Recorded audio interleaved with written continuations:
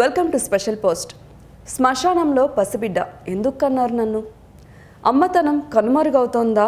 విషయం ఏంటంటే శ్మశానంలో ఒక నవజాత శిశువు ఏడుస్తూ కనిపించాడు. 2 రోజుల క్రితం పుట్టిన ఈ చిన్నారిని గుర్తు తెలియని వ్యక్తులు వదిలి వెళ్లారు. అమ్మ కోసం పాల కోసం గుక్కపట్టి ఏడుస్తూ ఉంటే స్థానికులు గుర్తించారు. పోలీసులకు సమాచారం అందించారు. కొత్తగూడెం శ్రీ మాతా శిశు ఆసుపత్రికి తరలించారు. 3 టౌన్ పోలీసులు నవజాత శిశువు ఎవరన్నది వివరాలు సేకరిస్తున్నారు. కొత్తగూడెం శ్రీమాతా శిశు ఆసుపత్రికి తరలించారు 3 టౌన్ పోలీసులు. నవజాత శిశువు ఎవరన్నది వివరాలు సేకరిస్తున్నారు కొత్తగూడెం పోలీసులు. అనంతరం పోలీస్ పర్యవేక్షణలో మాతా శిశు కేంద్రానికి తరలించి అక్కడ శిశువు ఆరోగ్యాన్ని పరీక్షించారు. అనంతరం ఐసిడిఎస్ అధికారులకు అప్పగించారు. ప్రస్తుతం వారి పర్యవేక్షణలో బాబు ఆరోగ్యంగా ఉన్నాడు. ఇటీవల శిశువులను వదిలి వెళ్తున్న ఘటనలు తరచూ చోటు చేసుకుంటున్నాయి. ఆ తల్లికి ఏ కష్టం వచ్చింది?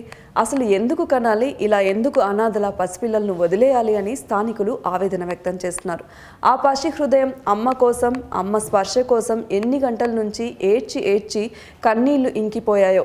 పొట్టలో ఏమీ లేక బిక్కమొహం వేసి పాల కోసం కళ్ళు ఇంకిపోయేలా ఏడ్చాడు ఆ శిశువు. కానీ నవమాసాలు మోసి కన్న ఆ తల్లి ఇలా వదిలి వెళ్ళగలిగింది అని స్థానికులు ఆవేదన చెందుతున్నారు. ఇలాంటి ఇంట్రెస్టింగ్ అప్డేట్స్ కోసం సబ్స్క్రైబ్ చేసుకోండి స్పెషల్ పోస్ట్.